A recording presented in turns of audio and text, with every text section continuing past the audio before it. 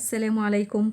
النهاردة إن شاء الله هعمل معاكم فراخ مقرمشة بطريقة سهلة وسريعة من غير ما نحتاج ننقع الفراخ في التتبيلة لوقت طويل، والفراخ هتطلع معانا مستوية ومقرمشة ولذيذة جدا جدا، وطبعا موفرة. لو فكرنا نطلب الأكلة ديت من بره انتوا عارفين طبعا هتكلفنا قد ايه.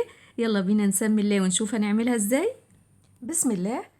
اول حاجه الفرخه نضفتها كويس وغسلتها ونقعتها لمده ربع ساعه في ميه وعليها عصره ليمونه ومعلقه ملح ومعلقه جنزبيل ومعلقتين دقيق، وبعد كده شطفتها وصفتها كويس من الميه. وزن الفرخه اللي معايا 2 كيلو. انا قطعتها ل 12 قطعه، وممكن لو عايزين تقطعوها ل 15 او 17 قطعه حسب حجم الفرخه اللي معاكم. بقسم الفرخه في الاول لاربع اجزاء، وكل جزء قطعته لثلاث قطع، غير طبعا الأجنحة والرقبة والكبدة والقناصة. الفرخة بالطريقة دي ما شاء الله ممكن تأكل عيلة كبيرة، ربنا يبارك. ودلوقتي حطيت حلة على النار ومليتها مية على قد سلق الفراخ اللي عندي، وهحط فيها بصلة مقطعة وثلاث ورقات لورا وثلاث فصوص حبهان، وبضيف التوابل ملح وفلفل اسود ومعلقة بهارات فراخ. مش بضيف توابل اكتر من كده لاني برجع استخدم الشوربة، حرام تترمي. بيكون طعمها جميل، بعمل بيها محشي وبعمل بيها رز وبعمل بيها ملوخية، بجد طعمها وريحتها تحفة. ممكن تضيفوا كركم او كاري او اي منكهات بتفضلوها، ده يرجع لكم. وهغطي الحلة واسيبها لغاية ما المية تغلي وتتشرب وتاخد من طعم التوابل اللي فيها. وهنا بعد ما المية غلت هبدأ انزل الفراخ فيها. ريحتها حلوة جدا حتى قبل ما اسلق الفراخ. خطوة سلق الفراخ ديت خطوة مهمة جدا، هي اللي بتوفر لي في الوقت وبتغنيني عن اني انقع الفراخ في التتبيلة ليلة كاملة زي ما كنا بنعمل في الاول. لا، دي وفرت وقتي، وكمان بضمن بالطريقة دي ان الفراخ بتاعتي بتكون مستوية مظبوط تسوية كاملة، مفيش اثر للدم من جوه زي ما بيحصل بنيجي ناكل في المطاعم بنلاقي من جوه في دم، بيكون الشكل مش حلو ابدا. وهنا بعد ما سلقت الفراخ لمدة 10 دقايق بخرجها من الشوربة، انا مش عايزاها تستوي تسوية كاملة. والشوربة ديت زي ما قلت انا هرجع استخدمها تاني، وكمان هشيل منها شوية دلوقتي هرجع استخدمهم في الطريقة دي. هنشوف ازاي. بخرج الفراخ وبسيبها تبرد على جنب. وهنا بعد ما الفراخ كانت بردت تماما خدت شوية من الشوربة حوالي كوبايتين، والشوربة برضو كانت بردت. دلوقتي هحضر خلطة تغطية الفراخ. معايا كوبايتين من الدقيق حطيتهم في علبة بالشكل ده. فكرة العلبة ديت فكرة حلوة قوي، يعني بتساعدني في اني اخلط الفراخ بالخلطة ديت كويس، وكمان ما بتخليش المكان يتبهدل حواليا. ضفت على الدقيق نص كوباية من النشا وده اللي هيدي القرمشة الحلوة للفراخ، وبضيف نص كوباية من البقسماط الناعم او الفيجيتار، وهبدأ أضيف التوابل ملح ومعلقة كركم ومعلقة بهارات فراخ وفلفل اسود. لو حابين الفراخ سبايسي ضيفوا معلقة شطة، وهخلط واقلب كل المكونات ديت مع بعض كويس. ببتدي بجهز الفراخ، بنزل بقطع الفراخ في الشوربة زي ما قلتلكوا باردة. بحط كام قطعة على قد طاسة التحمير اللي هحمر الفراخ فيها، ورفعت الطاسة على النار فيها زيت غزير عشان الزيت يسخن على بال ما اخلص تجهيز الفراخ.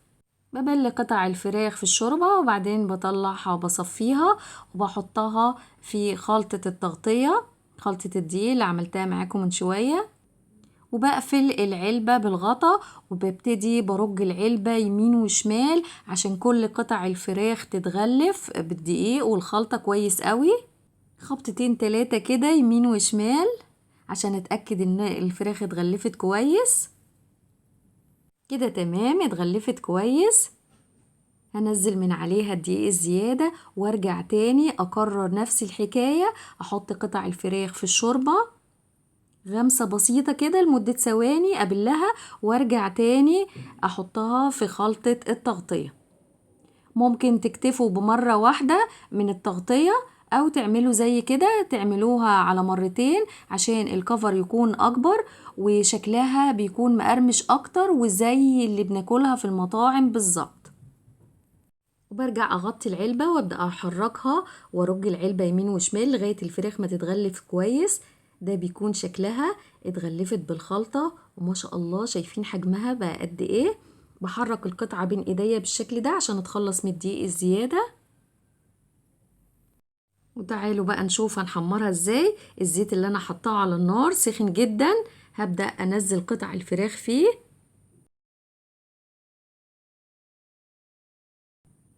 بحط الاول الفراخ في الزيت والنار بتكون عالية اول دقيقة، وبعدين بهدي النار واسيبها مدة 5 دقايق تتحمر براحتها.